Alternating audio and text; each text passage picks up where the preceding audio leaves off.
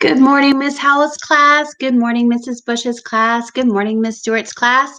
I have a math challenge for you today.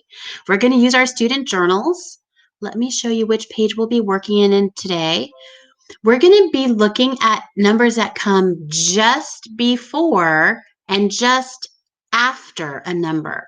So the last time we did our student journal, we did missing numbers. Today, we've got a number line as a resource to help us, and we're going to have to figure out what numbers come before and after. So I'm going to use my highlighter tool today, and I'm going to use green. So I'm going to look at part A. Part A says just before, and I see the number 6. I'm going to find the number 6 on my number line, and I'm going to highlight it. And then I'm going to circle the number that comes just before, one to the left. It is the number 5. I'm going to write a number 5 in my student journal. Okay, I'm going to erase those, and I'm going to do it again.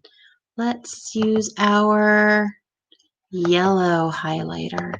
And I'm going to look. I'm going to highlight this number right here. Here it is, number 9.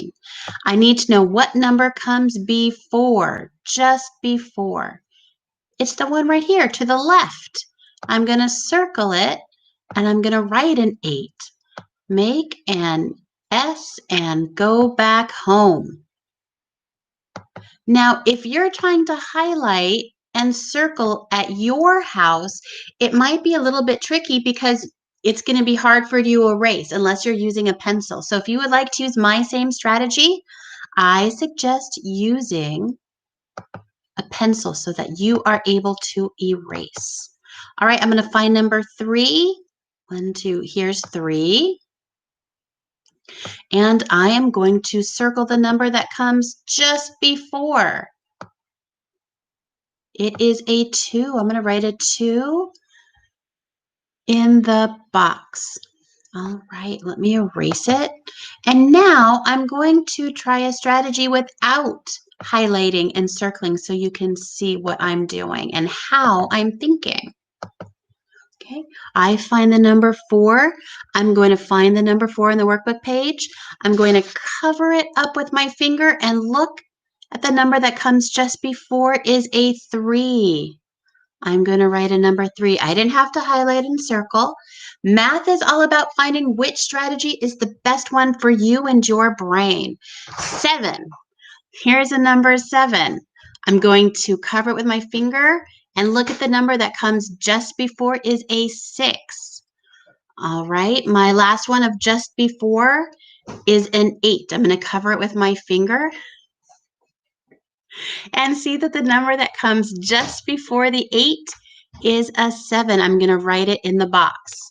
All right, I've done all my section A. That is numbers that come before. Now, the next part is easy. We did the hard part, done. What number comes after? So you can think about it like counting. I see my number 5, and I can see what number comes right after is a 6. And I can do it while I'm counting. 1, 2, 3, 4, 5, 6. All right, I know that 4 comes after 3. I looked at the number line.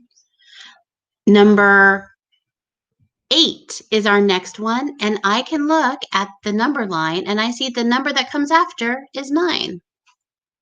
I have 3 more left. There's a 7. I'm going to put my finger under the 7 and see which number comes next or just after. It is an 8. And an 8 looks like make an S and go back home. All right, 2 more. Number 2. The number that comes after 2 is 3. I'm going to write it in the box using my best writing. 4. What strategy will you use to figure out what comes after? I'm going to put my finger under the number 4, and I'm going to see that 5 comes next. 1, 2, 3, 4, 5. Down and around and give it a hat. Boys and girls, I hope this was a good challenge for you. I know that you did a great job.